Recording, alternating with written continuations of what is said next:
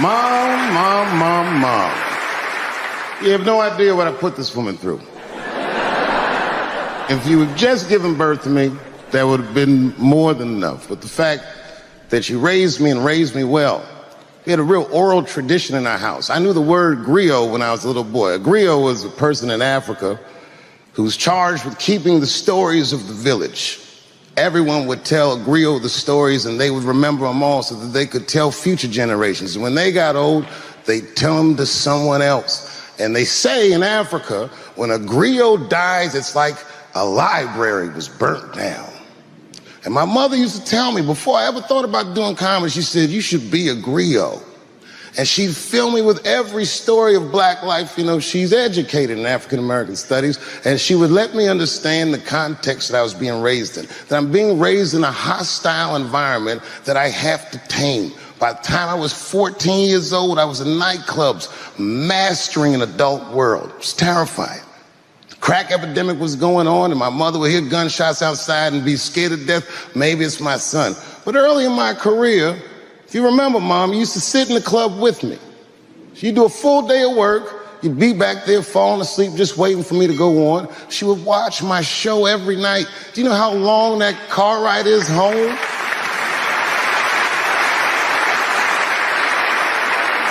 How many of you have ever heard your mother say, pussy jokes were a little too much tonight, son?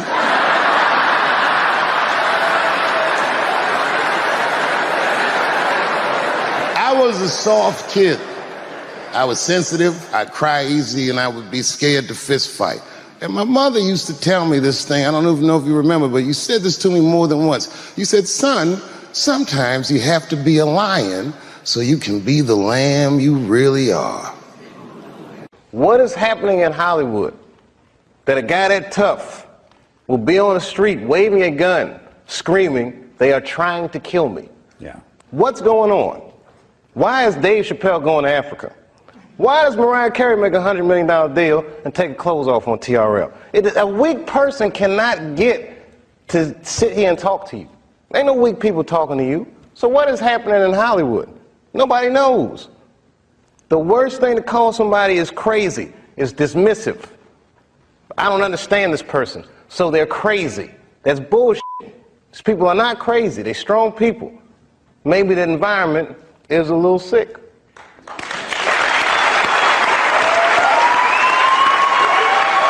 I gotta tell you something, and I don't talk about it often. Have you ever worked all your life for something and have it not work out? That happened to me. It was tough. Think about it. I was gone for 12 years. It's not a little bit of time. It was hell. I watched other niggas that I knew become very famous. I watched the world go on without me. I mourned the loss of it, and after a while, I didn't care. Coming back was terrifying. I understand what I am. I really do, more than anybody. Like when they write about me in history, I'll be dead reading it like, yeah, I know they'd say that. I swear to God, this might be the noblest of professions. Robin Williams had a bar that I loved. He said, comedy is the only job you can have where you can use everything you know. And that's true. You can use more than you know. You can use what you think. Use it. Don't be afraid. Don't let these bitch-ass niggas button your lip. I watched one of these nature shows one time, and they were talking about how a bushman finds water when it's scarce.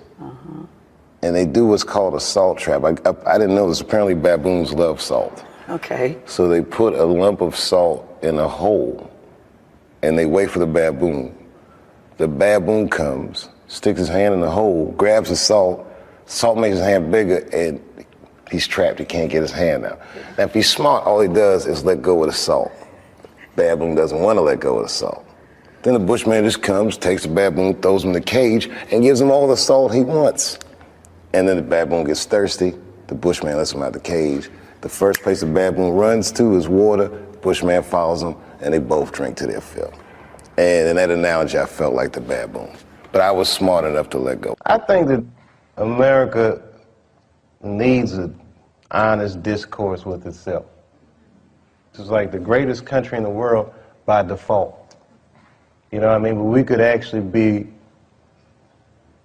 the greatest country that ever existed if we were just honest about who we are and what we are and where we want to go, and if we learn how to have that discourse.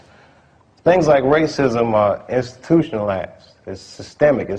You might not know any bigots. You feel like, well, I don't hate black people, so I'm not a racist. But you benefit from racism just by merit of the color of your skin. There's opportunities that you have. You're privileged in ways that you may not even realize because you haven't been deprived in certain ways. We need to talk about these things in order for them to change. I do the show. I walk down the street, black people like it, white people, the generations, it doesn't matter, because it needs to be talked about. It's like the elephant in the living room that nobody says anything about. So when the Bigsby thing came out, there was a lady from Texas that called Comedy Central, I mean, damn near 100 times. She was furious with me. I wasn't mad at her for being mad at me. It's like, okay, that's good, you know. Not good that she's mad at me, but she's entitled to her opinion. And maybe she's right. I don't know. I just thought it was funny. That's what I did. I'm a comedian, man. That's how I look at the world, and that's what I'm spitting out. So I don't judge people or not like people for thinking. People that I love tell me I go too far sometimes. Maybe I went too far, but I did it. You know. And plus, the only way you know where the line is to cross it. And I think that what is life if nobody's crossing the line? You just want to try to be on the right side of history, and sometimes what's going on in the immediate present is not as important as the long term. The truth is permanent, and then everything else falls by the wayside. I want to say one thing today just made me think about. For all the things that I've done, I'm most renowned for what I didn't do. I've made decisions in my career that a lot of people have called insane. 2004, had a $50 million deal on the table, and in a crisis of conscience, flipped the table over and walked away. Went to South Africa. Everyone said I was running away from the money. That is not true. In fact, I still want that money.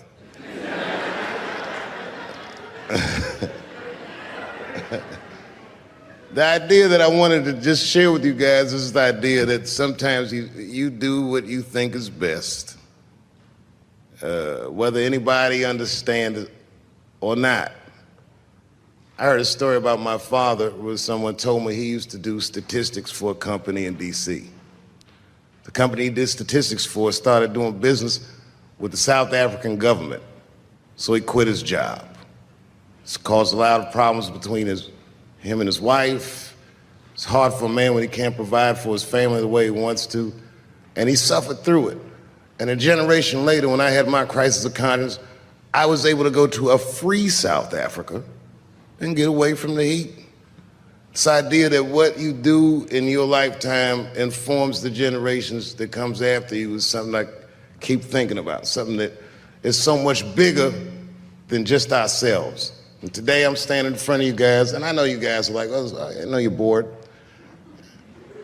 But I see family of mine in the front row some who I've never met, and I just realize how all of us are connected.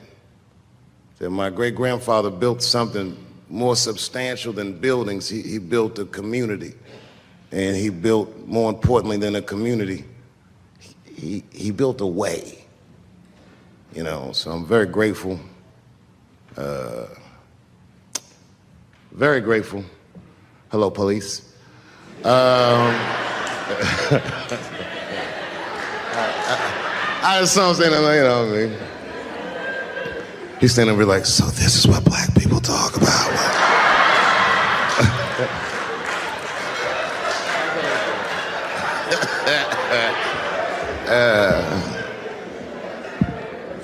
I just want you guys to remember, you know, that right now there's this thing where ethics aren't what they used to be. This idea that people are trying to replace the ideas of good and bad with better or worse.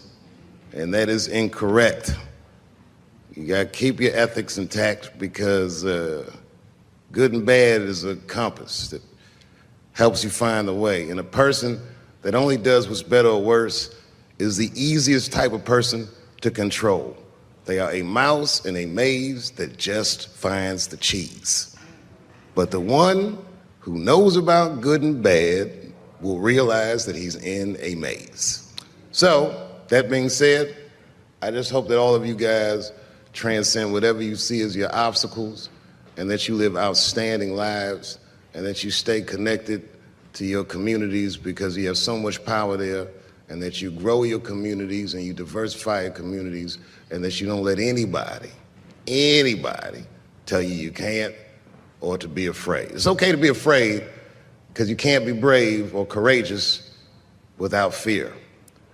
The idea of being courageous is that even though you're scared, you just do the right thing anyway. So in 2004, I walked away from $50 million, and in November, I made a deal for $60 million. So,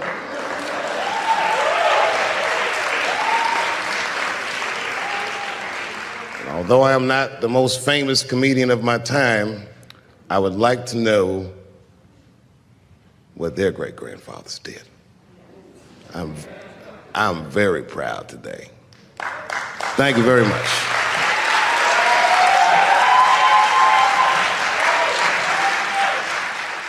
Yeah, you know what? Just for yeah. Come here, David. Come here, David. Come here, David. Face this way. Come here, Chris. On some real shit. All right. Fucking go. Does this guy work here? No, turn this way, Dave. We're out. Come on. Oh, let's go.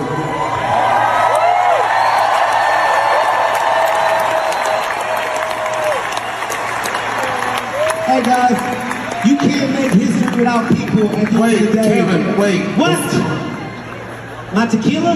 Is this your tequila? Yes, Dave, it's my tequila. Yes, Dave. Dave, don't let, no, Chris, give it to the handler. Give the fucking goat to the goat trainer. No, give this nigga to me.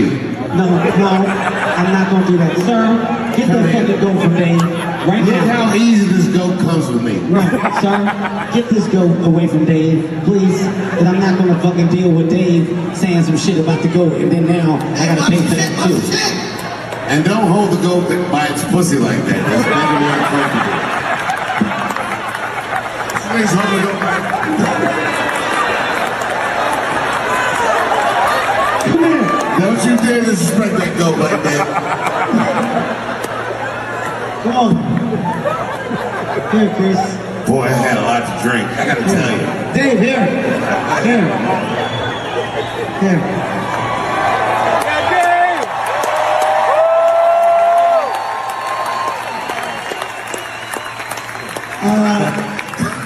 Come on. Thank you for joining me on 1,000 Ways to Throw Up. Now I'm gonna drink Kevin Hart's tequila. Hey, we're gonna end with a fucking bang, man. New York, it doesn't feel right if you're not at the Garden. You guys are the Garden. By the way, we love you. We fucking love you. We love you. What a night. Dave, get your drunk ass off. No, wait.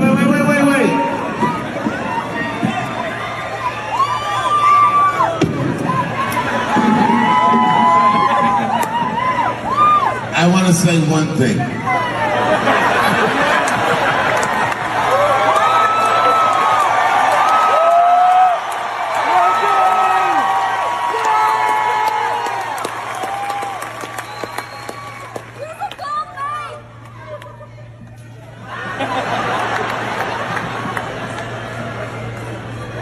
Listen. Stop doing that.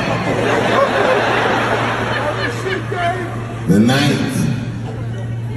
night that I got tackled, I did a set, but I called it the Lunatics Manifesto. I swear to God, I'll never do that set again. Got tackled after I performed that set, and then right after that, the lunatic shot up Tops Market in Buffalo, killed 10 black people just because they were black. And what the fuck are we doing in our country? Tonight, being with these guys means the world to me. They try to cancel people, but you have to understand something. You have to understand something. I've been doing this for 35 years. 35 years. Comedians, you go to their birthday parties, you go to their weddings, we go to their babies' fucking baby showers. We go to each other's funerals. If someone like Louis fucks up on the street, I could care less. That's my friend, and I always hope to see him again. This cancel culture, I get it. I get it. I want justice too. But my man, these men and women that do stand-up comedy have a culture. It'll be very hard for you to understand. And I've said it before, each and every one of you, no matter what you believe, has a champion in our room, and we would never silence each other. And when my brothers call me, I come running. Make some noise for a show that used to cost $8. That's in Madison Square Garden tonight. Chris Rock, Kevin Hart, and Dave Chappelle. Thank you very much. And good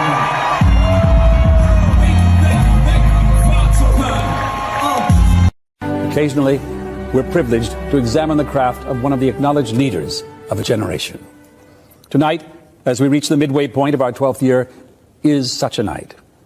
Our guest has made us look at ourselves and laugh at ourselves in an array of films from Robin Hood Men in Tights to Getting In, The Nutty Professor, Con Air, Half-Baked, You've Got Mail, Blue Streak, and Undercover Brother. In television, he has brought his unique, hilarious perspective to Def Comedy Jam, Comic Relief, frequent guest appearances wherever comedy counts, and in his live concert performances, Killing Them Softly, For What It's Worth, and Dave Chappelle's Block Party. The groundbreaking show that bears his name has been honored with Emmy and Image Award nominations and broken every record for DVD sales of a television show. The Actors Studio is very proud to welcome Dave Chappelle.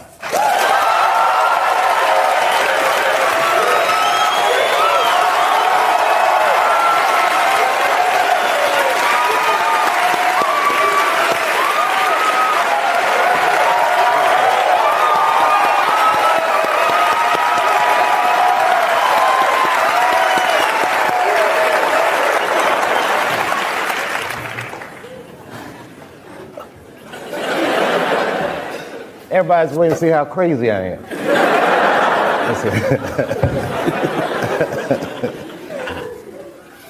Huh?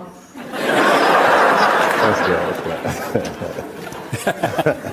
For 11 and a half years, my job on this stage has been to trace for our students the journey that has resulted in the artist in that chair at this moment.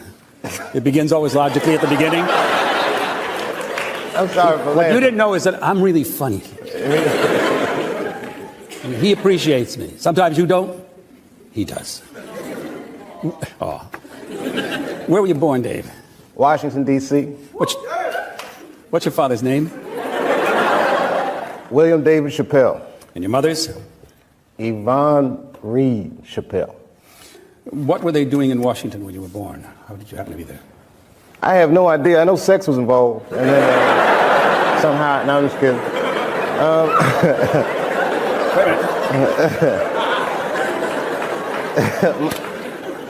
What were my, you know, it's funny. My mom and my dad are very educated people. My dad was doing some corporate. I think he was doing statistics. In the course of this series, we've constructed an honor roll of impressive mothers. My research has indicated to me that your mother belongs in that number. She's going to love this. But I think she deserves that. I do too. What's her educational background? She got a master's in divinity, a PhD in African American studies, and something else about some sociology. She's got a stack of degrees in the house somewhere. Didn't she have a career in the Congo when Patrice Lumumba? Yes, she worked for Lumumba. He hired her himself, and she worked there during the Civil War. She was there when he was assassinated. What did your mother do when she returned to the United States? She opened the Belinga Center at the Central State University. This was in Ohio. Yeah, in Ohio. My research indicates that she established what may have been the first PhD program in black studies in 1974. Yeah. She was a pioneer. Yeah, she was, and in a lot of ways, I think she still is. You may know or may not know, she taught Lingala. That I didn't know. It's a Congo language. She taught it at Central State University. Did she share any of her linguistic gifts with you? I barely speak English. Your father also had an academic career. Yes. Where did he teach? Antioch College. It's in Yellow Springs, Ohio. It's a real, hippie town. It's a hippie college. It's the hippie college. Yes, it is. Antioch, if you'll remember, is the school that had the sex policy. Ask every step of the way. May I kiss your breast? Did you have any siblings? I have two. I have a brother and a sister. Where'd you go to elementary school? Woodland Elementary, Silver Spring, Maryland. With an academic environment at home, how did you do in elementary school? Very poorly. Why? I never liked school from the first day. I just walked in there and said, I hate this place. I hate its guts. I hated school. And I know it's not good to say to students, but the way my mom introduced me to school was kind of traumatic, because she didn't tell me I was going. She's packing a lunchbox and all this stuff was happening, and I thought we was going for a walk. And then we walked into school, and she was like, I'm bouncing. I was just in there. And I cried, man, I cried. And these kids were just so mean and evil. I don't know if people remember their first day of kindergarten, but it was like, I felt like all these kids had met each other before, and I was the only one that didn't know anybody. And I got in a fight. This kid, I still remember his name, Paul. We were coloring it. He was coloring corn green. That really bugged me. And I told him that corn was yellow, and he started hitting me, and I was like, this is the coldest shit that's ever happened to me in my life. It was just like instantly life had changed. So color was already an issue. Color was an issue. You guys very good?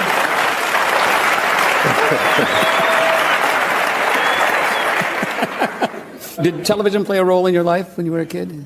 I watched an incredible amount of television. Before I could tell time from a clock, I would tell it from a television. That I could turn on the TV and say, oh, this is on, it's 7:30.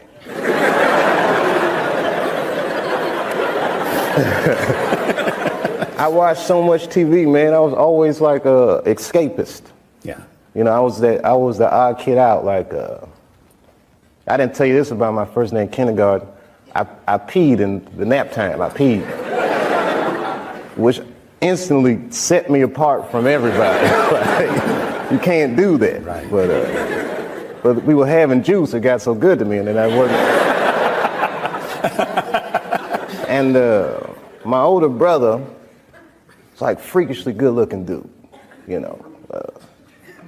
Me, I mean, I'm all right. But, you know, everyone in my family was light-complected, except for me. And I'm telling you, from a young age, I noticed people were treating me different. But I didn't understand why they would treat me different. Yeah. And I do believe to this day that that had something to do with it. Excuse me.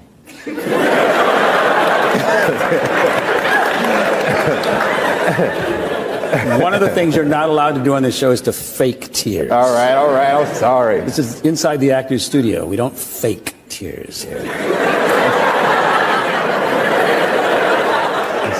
It's still fake. What middle school did you go to, Dave? Arthur E. Morgan Middle School, which no longer exists. And that's in Yellow Springs. It was, I guess, right after my last year in elementary school, my mom moved us, like before we lived right on the outskirts of Washington, on the dividing line. Yeah. Then mom moved us in the Northwest. We moved to D.C., man, and it was like the neighborhood was wild, and I was just at that age where I would want to start running the streets, right, so to speak. So my mom sent my brother and I to live with my father in Yellow Springs. I see. 4,500 people. Maybe now there's like 3,700 people in that town. So. And all of them slightly different from the rest of the United States. Yeah. I mean, you know, it's a hippie town. My dad at the time was involved in some like human rights group that was dedicated to ending racism. But it's a small town, so racism is a relative term. Hating black people would mean I hate like 25 people in the town. You know what I mean? How old were you when your parents separated? My parents split up when I was 2. And I don't remember them married. What high school did you attend in Washington? Duke Ellington School of the Arts. Well, first I went to Eastern High School for half of a school year. I transferred to Duke Ellington. See, this is the thing. When I came back from Ohio, like I left when I was like 10, almost 11.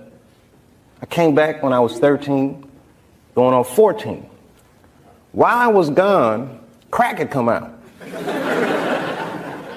So I got like a before and after. It was like a crack bomb had gone off. Like DC during the crack epidemic was probably one of the worst cities in America. Definitely was the murder capital. My freshman year of high school, 560 kids my age murdered. It's heavy, man, you know. Everybody I knew sold cracks. Only God knows how many people were smoking crack. And that made a real big impression on me. That and the fact that D.C. is a very segregated city, especially at that time. Statistically speaking, to this day, statistically speaking, there's not one poor white person in Washington. There's a lot of poor black people in Washington. So these are the things that I'm seeing, and I didn't like that shit, man. I didn't like going to Eastern. So I was going through a real tough time, man, like just readjusting. And my mom bought me this Time magazine with Bill Cosby on the cover, Cosby Inc. Me and the guy had a lot of stuff in common, like some of the quotes he would say. And I just remember, like after reading that stuff, I put it down, and it was like, I'm gonna be a comedian. And man, I'm telling you, I could see it so clearly. So clearly, man. This is it. I was so excited, I told my family, I have an announcement to make, I'm gonna be a comedian. You know, it was like real. Because I was always funny. I'm the youngest kid. You know, the youngest kid in the family usually plays that role of the tension breaker. Right. I was that dude. And that's when my mom suggested that maybe I go to a comedy club and check it out. Live comedy is the most incredible thing in the world to me. Like the first time you see a dude just standing there talking, and every joke he was saying just hitting, it was working. Every weekend I would go, I'd get a little money, and to the point they started knowing me, I'd just sit in the crowd and I'd just be watching. And then on Tuesdays they had an open mic, and I go on Tuesday to see why people weren't working. Weekends were to see why people were working. Tuesday I was figuring out what's wrong with these people. To watch a comedian bomb is one of the greatest things in the world. I love it. And then at that point, I was talking to a comedian after one of the shows, and the owner of the comedy club, and they were both saying, you know, if you want to be a good comedian, you got to take acting classes. And they didn't explain it. But after that, I went home and I said, Mom, I got to take acting classes. And that's how the Duke Ellington thing started. That's a school of the arts, right? Yeah. And what did you study there? Theater. The school is incredible. Classical acting, modern acting, improvisation, technical theater, script analysis, script writing. Did you work while you were in school in Washington? Yeah, okay. Let's run down the list. My first job, summer, between 87 and 88 school year.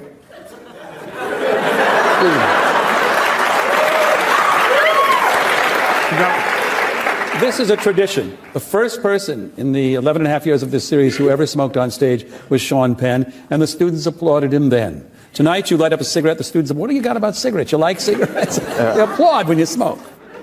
I don't know about y'all, but this shit is stressing me out.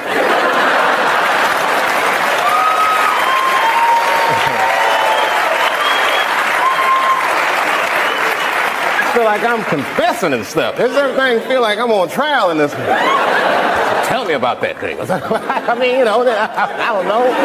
I was a child and it's all so wild, Mr. Lipton. All right, so, the first job, and remember, this is when people were making a lot of money selling drugs. $3.50 an hour. August, I had to dress up in a cookie costume. Not bullshitting, with a cookie costume with chocolate chips and a big chocolate chip on my head, just sweating. And I had to hand out flyers for this place called the Cookie Bag. When I started at Duke Ellington, it was like you go to school from 8 o'clock in the morning till at least 5 o'clock at night. So work stopped for a while. And then, you know, that nightclub thing kicked in. Was your early comedy autobiographical? Still don't talk about myself. It isn't. It's yes, but never directly. I don't want to give away my secret recipe. But originally my plan was I'll go to school, and then after I graduate, I'll start stand-up. But then I was like, I'm going to the club after school. It's Tuesday, so I'm going to go to that open mic night. I had been practicing with the candlestick in the mirror. I felt like I was ready. And I told my family I was going. Told my mom, you know, I'm going. I don't want you to come. I want to go by myself. It's something I got to do and whatever. So, of course, she shows up with my grandmother and my brother. The MC introduced me. I can remember the introduction. You know, folks, everybody's got to start sometime, and tonight is this young man's first time on stage. Who knows? Exactly what it says. Who knows? You may be witnessing the birth of a star. Please welcome Dave Chappelle. And I went up there, man, and I was scared. And I used to look at my feet when I started. And I said the first joke, looking down at my feet, and they laughed. And then I looked up, like, holy. And then I looked back down at my feet and said, no. And after the set, you know, the crowd was going crazy. I think I did 2.5 minutes, but they were going crazy. I was 14, probably looked like I was 11. Jesus. I was telling jokes about Jesse Jackson running for president, and Alf's spaceship landing in a black neighborhood.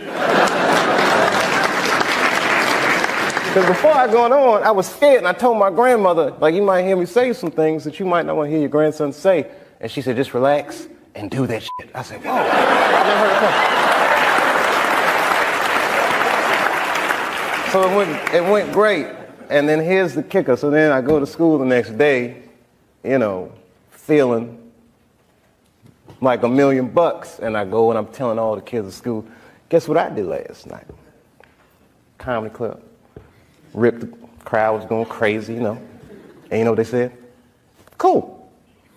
And it was the beginning of a dual life. By day, I was Clark Kent. And at night, I was Superman. You know, pretty girl in school might look at me and be like, oh, Dave, he's so funny, but I wouldn't date him. But at night, I'd date women your mother's age if I wanted. Did you move to New York to do some stuff? Yeah. I said, I'm going to go to that Apollo and rip that mug. I went for the regular Wednesday amateur night. When I say I got booed off stage, God. I still remember that boo. I'd never been booed off stage before, but I just remember looking out and seeing like everybody booing, everybody. Even old people, I was like, who boos a child pursuing his dreams? Like, this is the meanest crowd in the world. And that siren went off, and that dude comes out tap dancing. Sandman. Sandman. I wanted to choke the shit out. I hate you. And that was the best thing that ever happened to me. Wow. Best thing, because before that time, I had never bombed, let alone got booed off stage.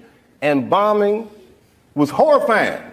Nobody wants to bomb. Nobody, when people say you do comedy, what happens if nobody laughs? I don't know. So that night was liberating because I failed so far beyond my wildest nightmares of failing that it was like, hey, they're all booing. My friends are here watching, my mom. This is not that bad. And after that, I was fearless. To get into the New York comedy circuit is a very closed circuit. And I got in all these clubs in like a week, 2 weeks. Like this pilot I did was called I'm the Man.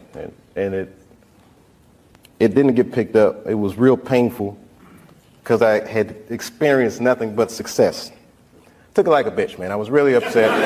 And that's when I started smoking that weed, man. It just made me feel better, man. I'm not trying to tell kids to do that. As a matter of fact, I wouldn't tell anybody to do it, but that's how I dealt with my problems. And at the time, it was working out great, baby. I was smoking that weed. I'm just being real, you know. You know what I mean? Like, a lot of white kids, you got things accessible to you like therapy. We don't have that. We have liquor stores and weed.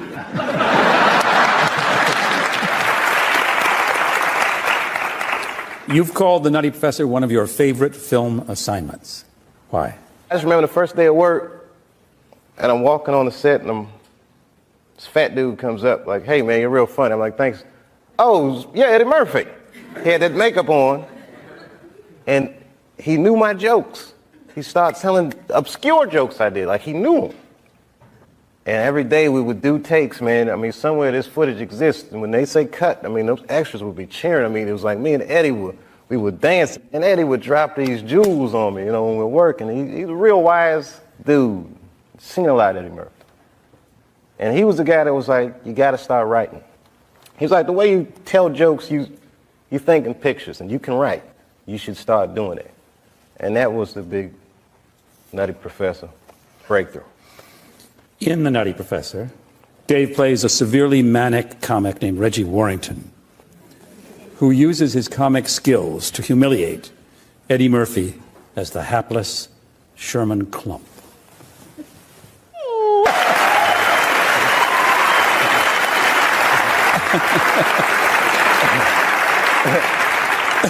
A lesson for this evening: comedy can be cruel.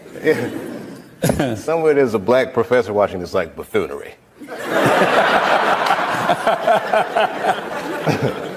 But that made me laugh saying that, because I remember when I said who was sucking whose titties land, and Eddie was like doing the Sherman, and he was drinking, and then I said it, and water shot out of his nose. And he said, I'm sorry, I wasn't expecting it. And that was the best feeling, like, to make Eddie Murphy break characters was very, to this day, man, forget the Emmy nomination, that was the best. Who wrote Half Baked?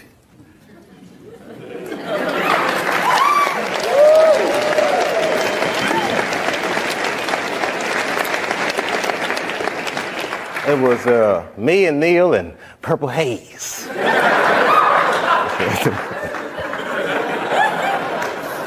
Tell us about that writing process.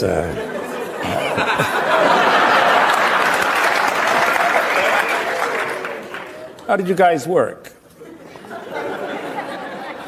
I can't remember. I was high, man. I was high. The night before we had these series of pitch meetings, we were like, man, we don't have a story. And at the time, you know, I drank a little beer, so we drank some beer. Neil doesn't smoke weed. I smoked me some weed. And suddenly, we had this story, this weird story about killing a police horse and needing to raise money. And It was really weird the way it happened, man. But it was really inspired, Half-Baked. I liked smoking weed so much that I thought I should make a movie about this. And it was inspired, man. It was like, you know, it was inspired. When that script came out, me and Neil, we were hot as a pistol for a week. The script was way better than the movie. Yeah. Yeah, that script was dope.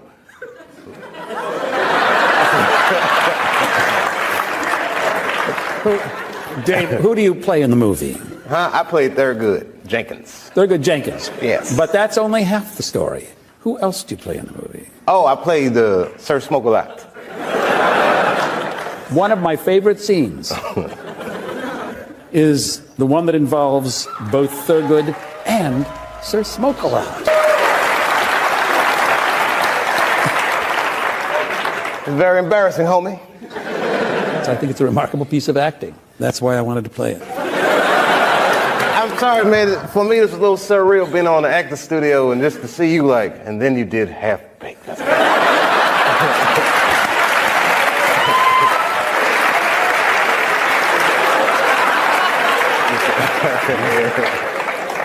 When Martin Lawrence was in that chair, we talked about Blue Streak. I love that dude. He played a role in your life, I believe. How do you feel about him as a person, as an artist? Martin Lawrence is the guy that showed everybody you can make it from D.C. to Hollywood. And I had a personal stake in his success. Every time he did something, it made me feel inspired and really good. And he was always real nice to me. He'd sit me down, "What's going on with you, baby boy? What? We'd talk about comedy, whatever." And, you know, when we did Blue Streak, we were promoting it, and Martin had a stroke. He almost died. And then after that, I saw him, and I was like, "Oh, my God, Martin, are you okay?" And he said, "I got the best sleep I ever got in my life." That's how tough he is. So let me ask you this. What is happening in Hollywood that a guy that tough will be on the street waving a gun, screaming, "They are trying to kill me"? Yeah. What's going on? Why is Dave Chappelle going to Africa? Why does Mariah Carey make a $100 million deal and take her clothes off on TRL? A weak person cannot get to sit here and talk to you. Ain't no weak people talking to you. So what is happening in Hollywood? Nobody knows. The worst thing to call somebody is crazy, is dismissive. I don't understand this person, so they're crazy. That's bullshit. These people are not crazy. They're strong people. Maybe the environment is a little sick.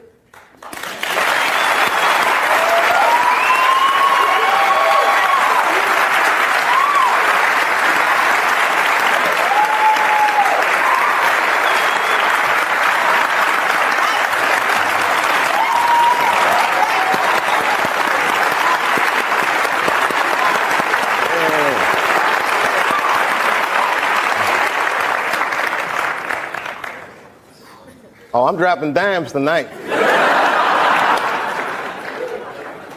I've had a long year, Mr. Lipton. We're on our way. What did you mean, Dave, when you described your father's death in 1998 as the beginning of a terrible decline?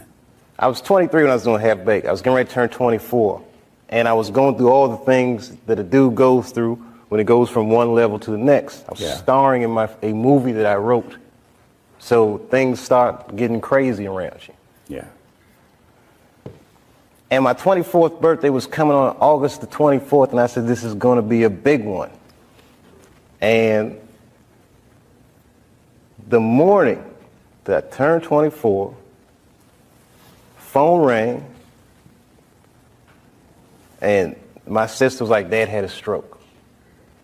For the next year, I watched my father teeter on life and death. And it was just all this stuff, man. Like Dad was dying, the Half-Baked didn't come out the way I wanted it to come out. I was real upset about that. Because it was a real cool script. And then I saw it, I was like, hey, man, you made a weed movie for kids. And it wasn't for kids, the script, you know. It was all these things, so much pressure. Africa. Then I was in Ohio. I get a call on my cell phone from Hollywood. I'm like, hello, Hollywood. They're like, hello, Dave. They're like, that pilot you did for Fox, looks like they want to pick it up. We need you to come out because they want to meet with you. And I was like, well, listen, I can't really come out right now. Got a real bad situation at home. Can we talk about this on the phone? No, they would rather meet with you in person. But you know, like the horror that they turned us into, I jumped on that plane and left my father's bedside, which I regret to this day. And I went out and I sat with these people in this room. And if you can imagine a large circle of people, and I was 12 o'clock, the black dude.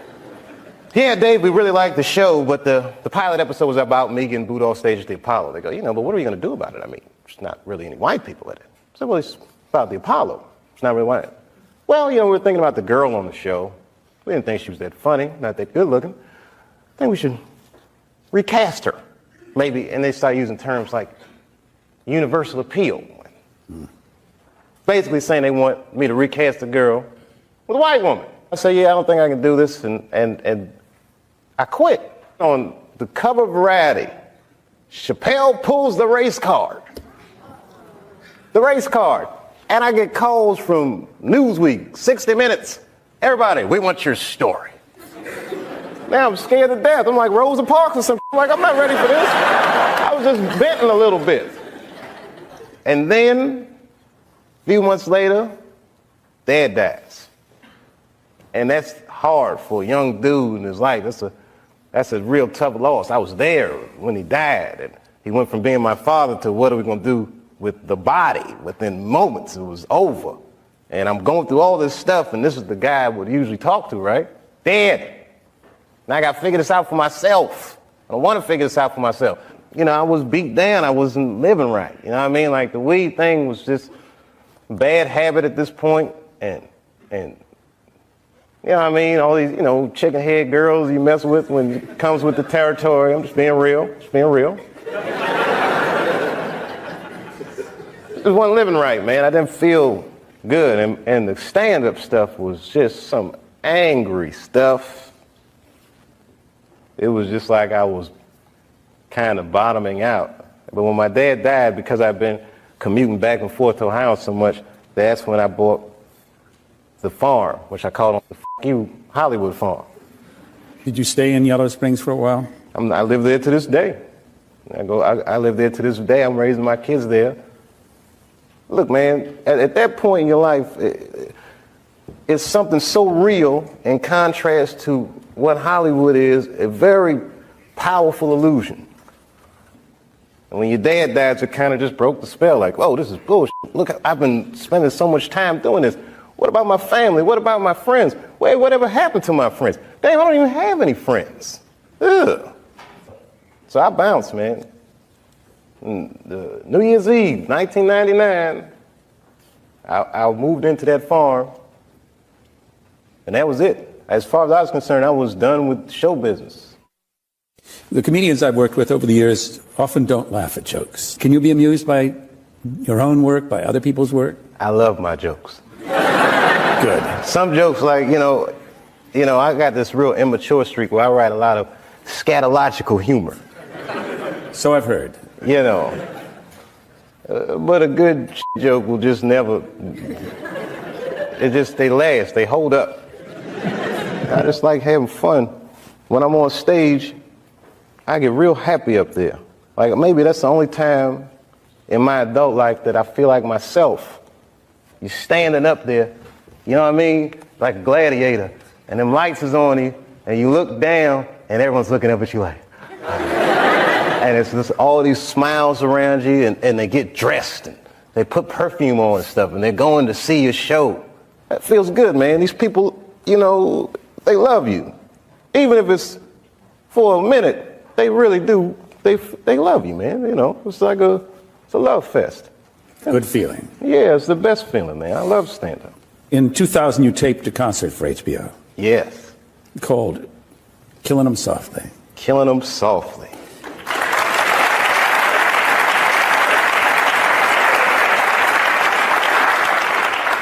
To borrow a comedian's term of art, Dave killed in that concert.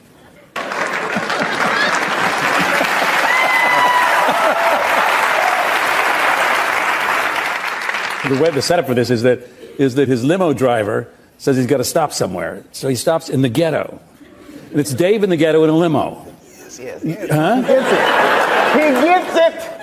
That's it. But the thing is that you do exactly what a honky would do in the ghetto. You lock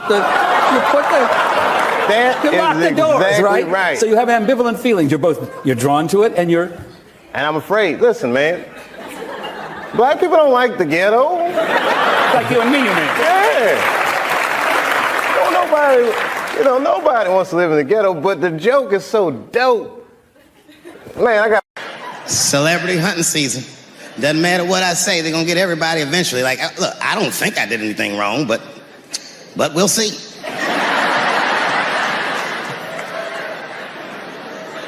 They even got poor Kevin Hart. Can you imagine such a thing? Kevin Hart, let me tell you something. It was Kevin Hart's dream to host the Oscars. That's what he told me. And I remember when he told me, because I was thinking to myself, well, that's an awfully strange dream for an African American. Kind of nigga dreams of hosting the Oscars. Kevin did, that's who. And he did it. Against all the odds, Kevin became the most famous comedian this world has ever seen, and he got the job that only one black man before him had had. He was gonna host the 80th Oscars. And I don't know what you know about Kevin, but I know Kevin Hart is damn near perfect. As close to perfect as anybody I've ever seen. In fact, Kevin is precisely 4 tweets shy of being perfect. 10 years ago, Kevin had made some very homophobic comments. And I'm not gonna repeat what he said, because this is Atlanta.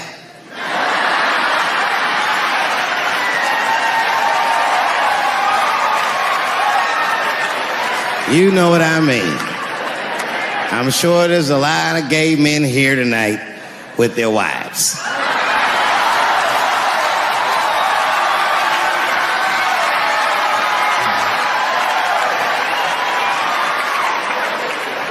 Far be it from me to offend anybody. All right, I'll tell you what he said. But just remember, these were not my words. These were Kevin's words.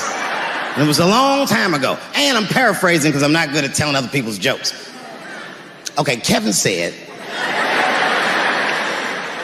that if his little son was demonstrating or exhibiting homosexual behavior around the house, that he'd chastise him. He'd say, hey, that's gay. And then he said he would smash a dollhouse over that child's head.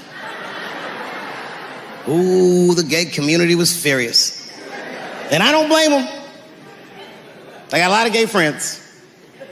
And all of them, 100% of them, all have told me fucking horror stories about the shit they had to go through just to be themselves. Crazy, crazy stories. And in all those stories, I gotta say, not one of them has ever mentioned anything like their father smashing a fucking dollhouse over their head.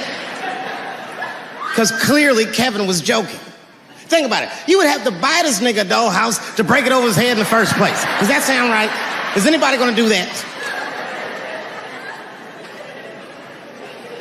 The gay community was upset, and then they put so much pressure on the Academy of Motion Pictures and Sciences that they went to Kevin and said, if you don't apologize to that community, then you cannot host these Oscars. And then Kevin said, fuck it, I quit.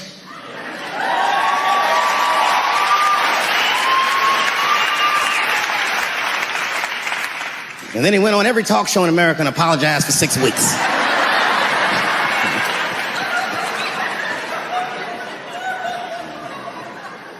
Kevin fucked up. I understand the mistake you made because I've made the same mistake early in my career. This is many years ago, 15 years ago. It's when I was doing Chappelle's show. Thank you.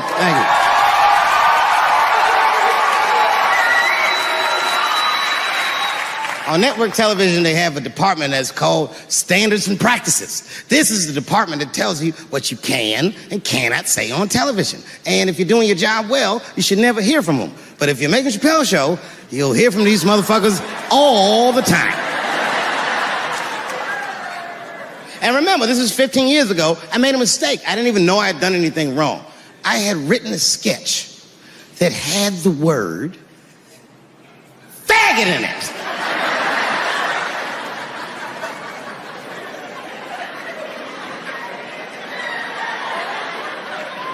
So I had to go to standards and practices. They call me up. I don't know why they're calling me, but I like the lady that runs the department. She's usually really fair and was one of my favorite people I've ever worked with. So she sits me down. We have a nice conversation. She tells me, oh, the sketches are great. I go, oh, fantastic. Well, then why am I here?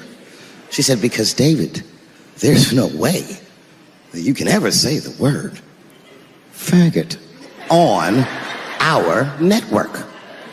I didn't know I did anything wrong. I didn't try to defend myself. I said, all right, fuck it, I'll take it out. Have a good afternoon. And as I was leaving, it occurred to me, hey, Renee, quick question. It's just a question. Seriously, I want to know, like, why is it that I can say the word nigger with impunity?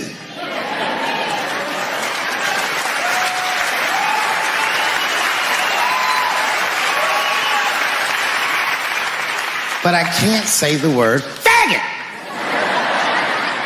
And she said, because, David, you are not gay. I said, well, Renee,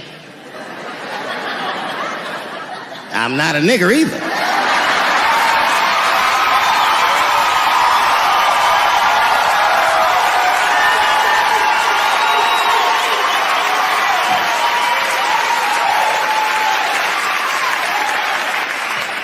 But you see, what I didn't realize at the time and what Kevin had to learn the hard way is we were breaking an unwritten and unspoken rule of show business. And if I say it, you'll know that I'm telling you the truth. The rule is that no matter what you do in your artistic expression, you are never, ever allowed to upset the alphabet people. You know who I mean. Those people that took 20% of the alphabet for themselves. I'd say the letters, but I don't want to conjure their anger. That's too late now. I'm talking about them L's and them B's and them G's and the T's. People be surprised. I have friends, all kinds of letters. Everybody loves me and I love everybody. I got friends who are L's, I got friends who are B's, and I got friends who are G's. But the T's hate my fucking guts. And I don't blame them. It's not their fault, it's mine. I can't stop telling jokes about these things. I don't want to write these jokes, but I just can't stop.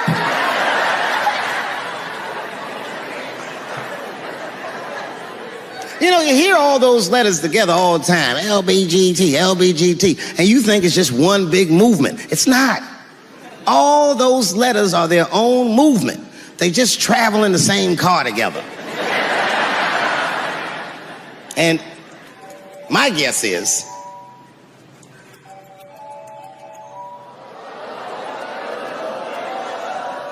what is this, high school? This nigga probably got a babysitter or something. Go on and answer your phone, nigga. Just get that shit out of here. I'm in the middle of something important. Wouldn't it be funny if we made fun of him? He's like, and he went outside like, hello? Mama's dead. Oh no! Mama's dead.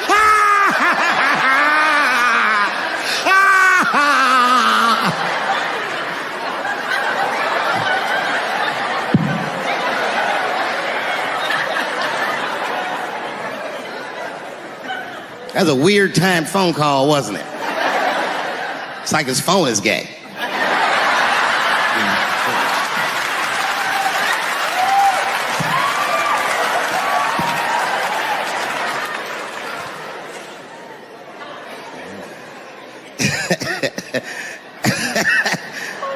Like I was saying, my guess is the G's are driving that car. That makes sense to me, because there's white men in the G's. And these people are trying to get around discrimination and oppression. And you know how white dudes are. We know these roads. In fact, we built these roads. The rest of you buckle up. We'll get you to where you want to go. So the G's are just driving the car. Of course, next to the G's in the passenger seat is the L's. Everybody likes the L's, except for the G's. I don't know what that's about. I just know the G's don't like them that much. And the G's always say like little subliminal digs on them. It's unnecessary shit. It's not mean, but you know what I mean? They just be like, I wouldn't wear that. The only thing that breaks the tension between the L's and the G's are the B's in the back seat. That's right, there you go. Everybody scream out when you hear your letter.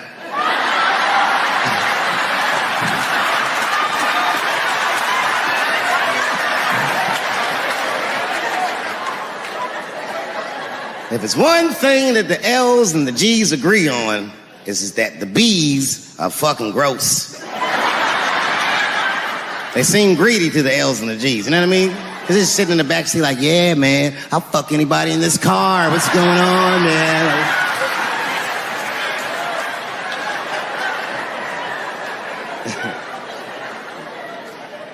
And sitting next to the B's, all the way in the backseat by themselves, looking out the window. That's the T's. Everybody in the car respects the T's, but everyone also resents the T's. It's not the T's' fault, but everyone in the car just feels like the T's are making the trip take longer.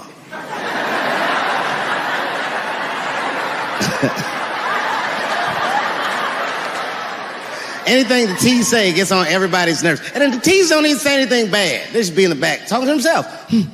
I'm hot. Shut up. Shut the fuck up, okay? Just roll the window down, you bitch. I don't know what you... What? Just said I was hot. Could you pull over at the next exit? I need to use the restroom. There is not a restroom for you for 4 states, nigga. Will you just shut the fuck up so we can get where we're going?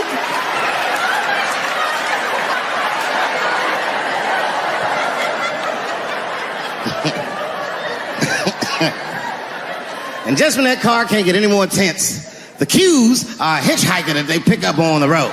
Some white dude in booty shorts is walking down the freeway.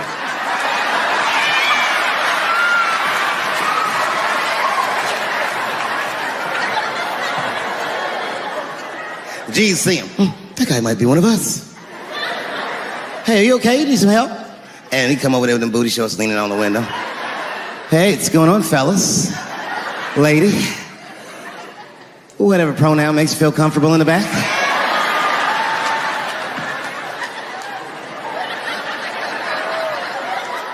Yeah, I don't really know where I'm going. I don't know if I'm gay or I'm straight or whatever. All I know for sure is that I really want to get in this car.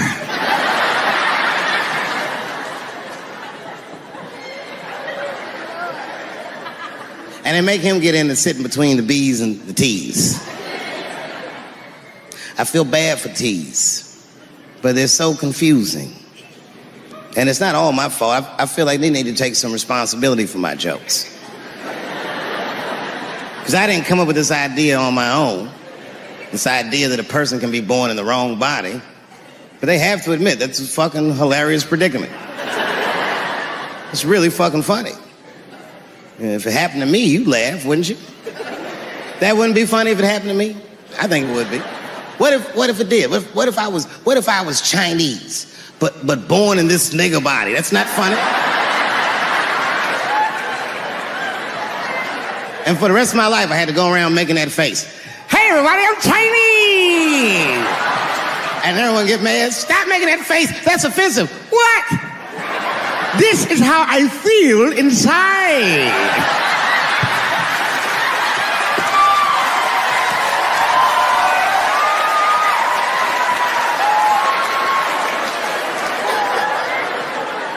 I am not saying that to say that trans women aren't women.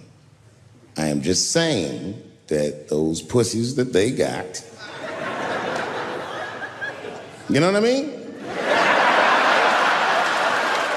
I'm not saying it's not pussy, but that's like beyond pussy or impossible pussy. You know what I mean?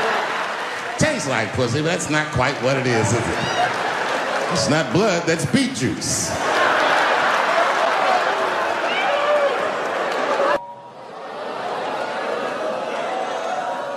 What is this, high school? This nigga probably got a babysitter or something. Go and answer your phone, nigga. Just get that shit out of here. I'm in the middle of something important. Wouldn't it be funny if we made fun of him? He's like, and he went outside like, hello? Mama's dead. Oh, no! Mama's dead.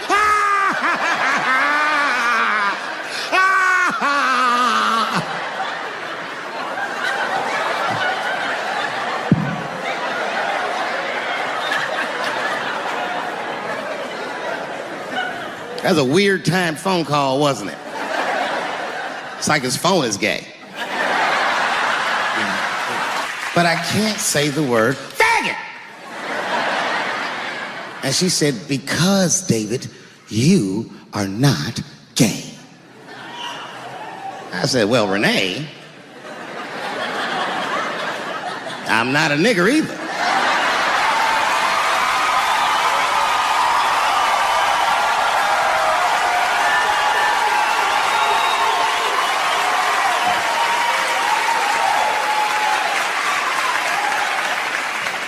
But you see, what I didn't realize at the time and what Kevin had to learn the hard way is we were breaking an unwritten and unspoken rule of show business. And if I say it, you'll know that I'm telling you the truth. The rule is that no matter what you do in your artistic expression, you are never, ever allowed to upset the alphabet people. You know who I mean. Those people that took 20% of the alphabet for themselves. I'd say the letters, but I don't want to conjure their anger. It's too late now. I'm talking about them L's and them B's and them G's and the T's. People be surprised. I have friends, all kinds of letters. Everybody loves me and I love everybody. I got friends who are L's, I got friends who are B's, and I got friends who are G's. But the T's hate my fucking guts.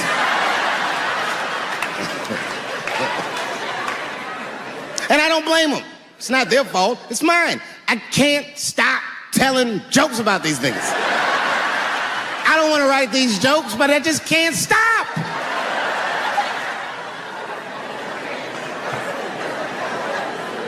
You know, you hear all those letters together all the time, LBGT, LBGT, and you think it's just one big movement. It's not. I would think to say that because they know we know the law. Every black dude in this room is a qualified paralegal and shit. He knows the law. I mean, if one of us even start to do something wrong, an old black man will pop out of nowhere. Nigga, don't do that. That's 5 to 10. Watch out. Well, we know the laws and the penalties. Guy Chip didn't even know he couldn't race. I'm not saying I don't like police. I'm not saying that. I'm saying I'm just scared of them. Nothing wrong with that.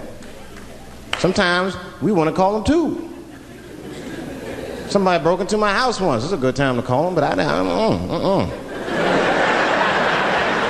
The house is too nice. It ain't a real nice house, but they never believe I lived it. They'd be, oh, he's still here. Oh my God.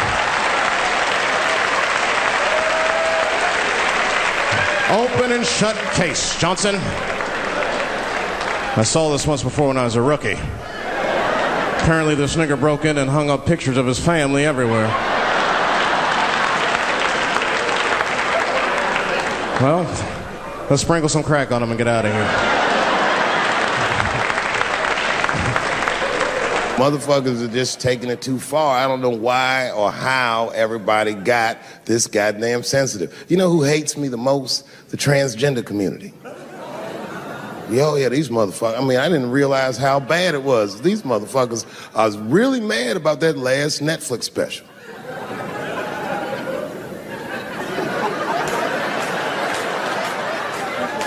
It's tough, man. I don't know what to do about it because I like them.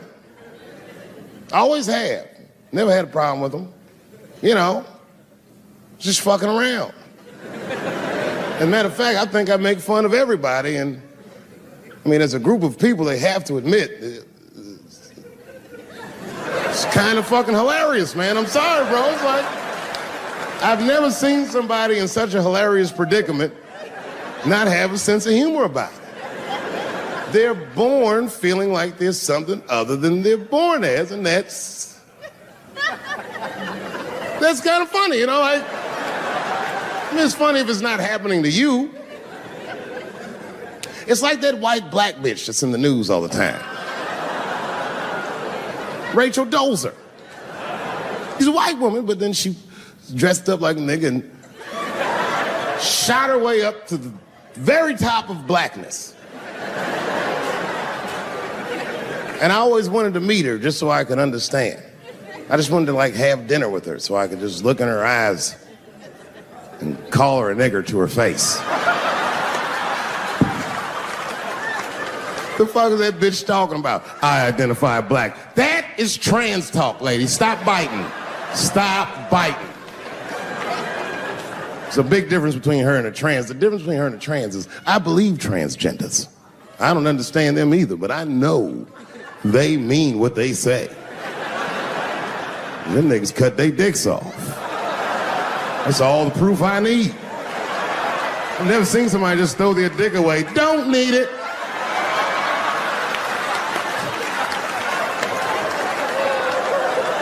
I don't understand, but I believe you and I support your decision, motherfucker. But how far is Rachel willing to go?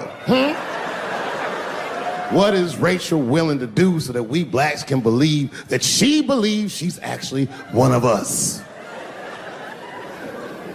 Bitch, are you willing to put a lien on your house? Invest in a mixtape that probably won't work out?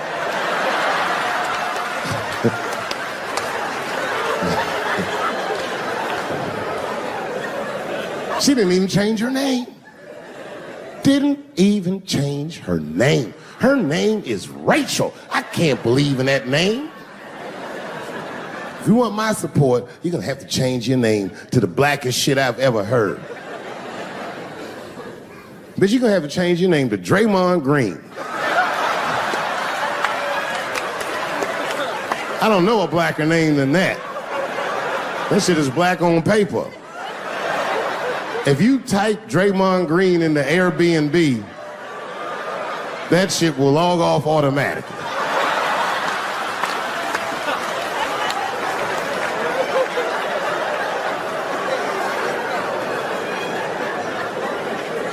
You know, people get mad, bro. People get mad about everything I say. I was doing a show.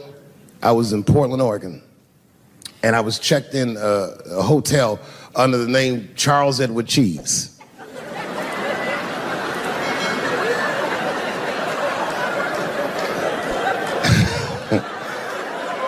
I came back and there was a note. It was like a letter on my desk. It was addressed to Mr. Cheese.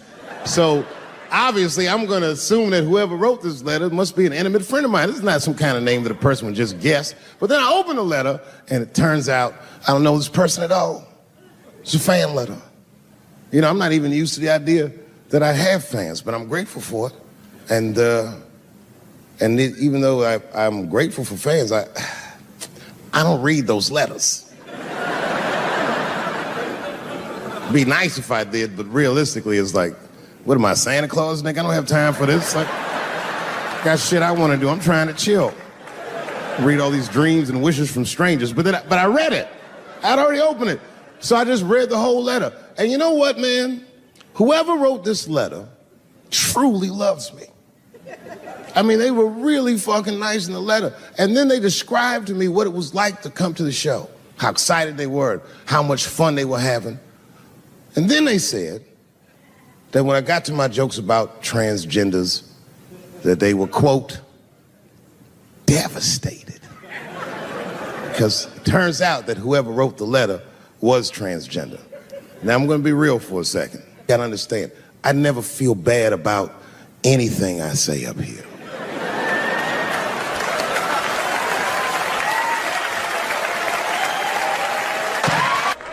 Oh, you know, that's that whole brutality thing. See, that's common knowledge now. There was a time when only minorities really knew about that. I'm not gonna say white people didn't believe us, but you were a little skeptical. You were a little skeptical. I mean, I don't blame you. And then Newsweek printed it, he knew it was true. And then the Newsweek wife was like, oh my God. Honey, did you see this?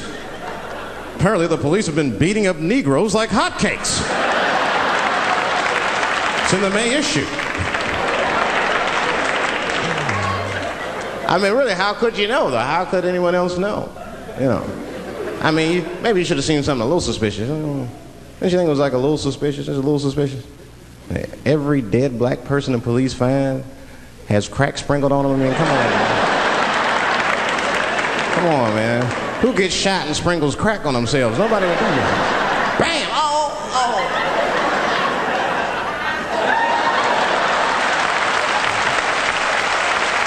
I don't want to leave no mysteries.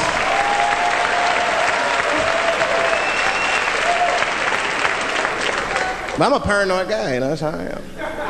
I'd be scared to call 911 for anything, even if it's like a fire or anything. Because they tape those phone calls. I see the shows, they tape them, and then they play them on television. That's fucked up. Now, I'll say anything if I'm scared. That shit is private, you know what I mean? What if I get killed? They start playing that 911 tape on the news, I'm dead, I can't explain myself to my buddies and shit. We watching the news. We have Reg Chapman on the scene. Reg, what's going on out there? It always takes a guy on the scene a minute. Hi, Bob. Hi, yes. We just got hold of a copy of Dave Chappelle's Frantic. 911 emergency call. Remember, viewers, some of this language is disturbing.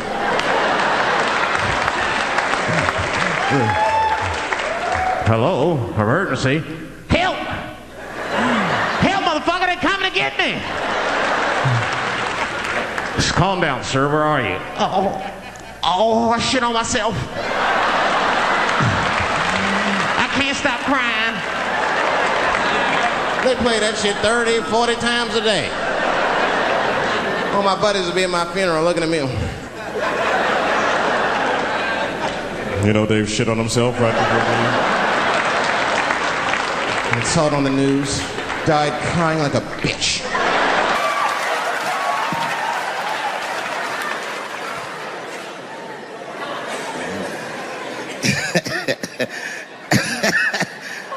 Like I was saying,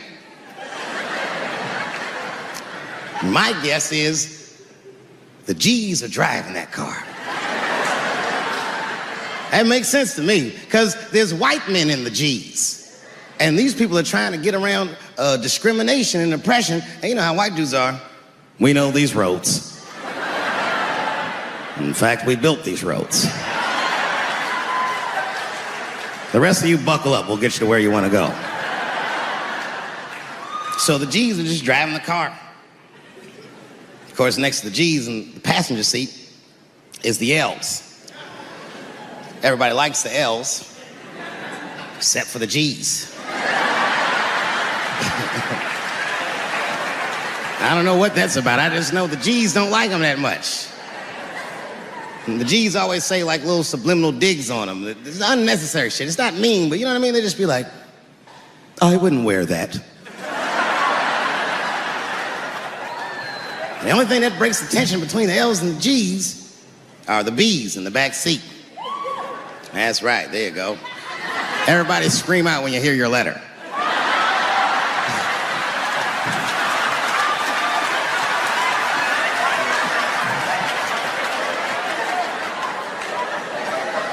If it's one thing that the L's and the G's agree on, is that the B's are fucking gross. They seem greedy to the L's and the G's, you know what I mean? They're just sitting in the backseat like, yeah, man, I'll fuck anybody in this car. What's going on, man?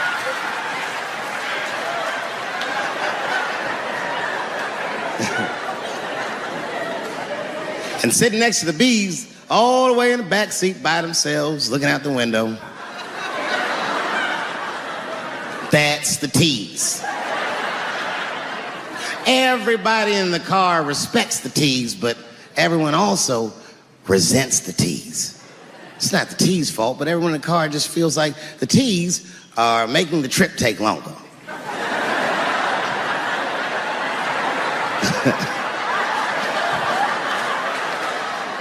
Anything the T's say gets on everybody's nerves. And then the T's don't even say anything bad. They just be in the back talking to himself. I'm hot. Shut up. Shut the fuck up, okay? Just roll the window down, you bitch. I don't know what you... What? Just said I was hot. Could you pull over at the next exit? I need to use the restroom. There is not a restroom for you for 4 states, nigga. Will you just shut the fuck up so we can get where we're going?